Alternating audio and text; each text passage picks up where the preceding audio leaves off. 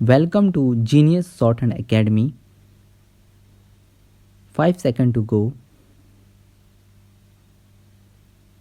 Sir, the House will remember that over the past few years that we have been here, we have been demanding a change in the structure of our taxation, and it is only this year we have heard the finance minister announce that the time has come when the tax structure of our country must be changed. What exactly is the change in the tax structure that is going to be made still remains to be seen.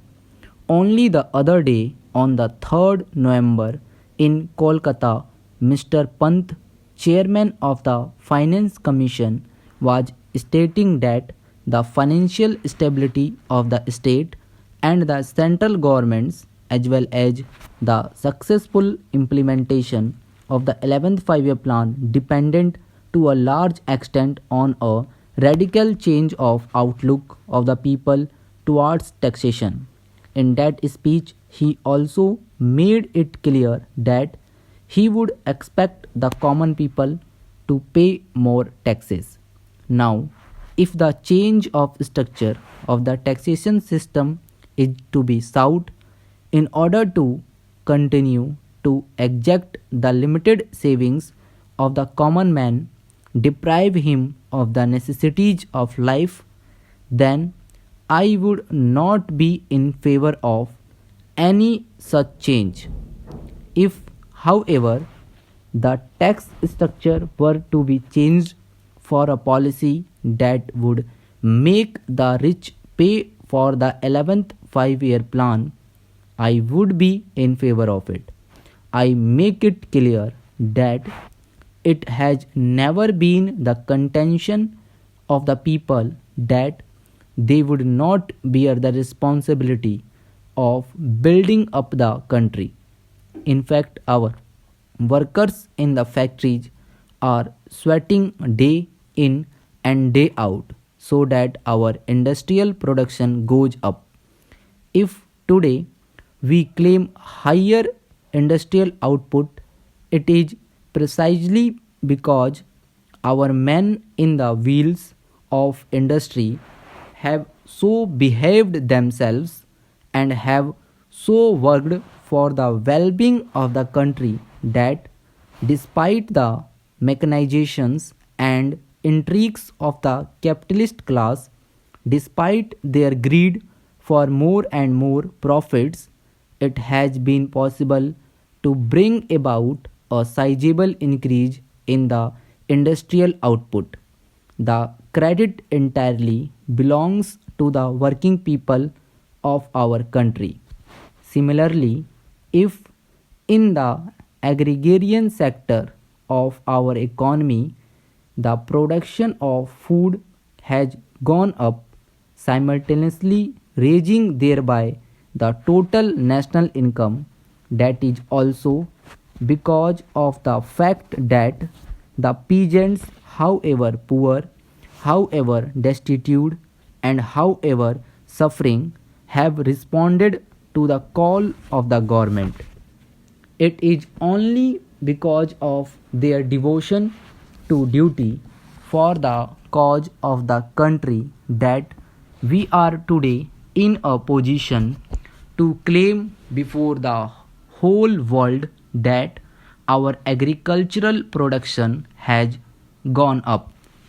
I say this because we must remember that it is the people who are paying with their blood, paying with their sweat for the building of our country's economy, for the rejuvenation of our nation.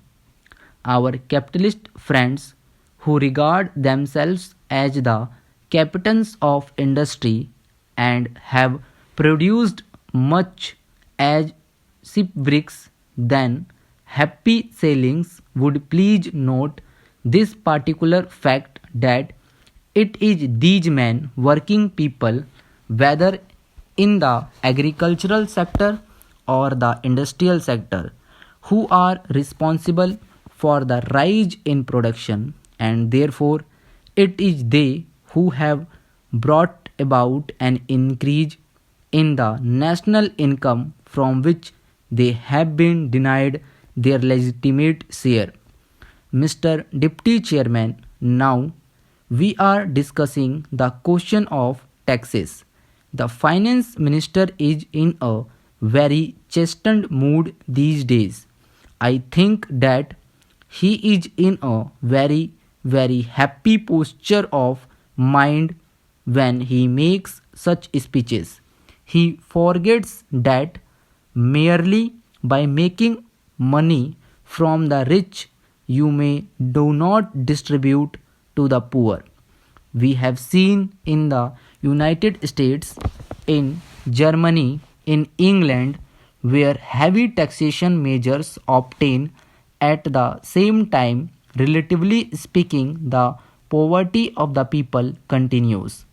Sometimes it so happens that the ruling class, the capitalist class, for their common general interest, which is certainly something broader than the interests of, shall we say, the Indian Chamber of Commerce and Industry, when they promote certain broad interests of the class as a whole, where various factors operate, not merely the fluctuations in the stock market, they are obliged to take certain measures which sometimes even evidently and manifestly hit against what appears to be their immediate interest, but that should not delude us into thinking that the capitalist class in our country, or for that matter, that this government has adopted a policy of making the rich pay for the poor. That is not at all so, and the rupees 1600 crores or so, out of which only rupees 1000 crores would come from the direct taxes, should not make us think that there has been a radical change in this direction that we all desire. We welcome the halting step that the minister takes.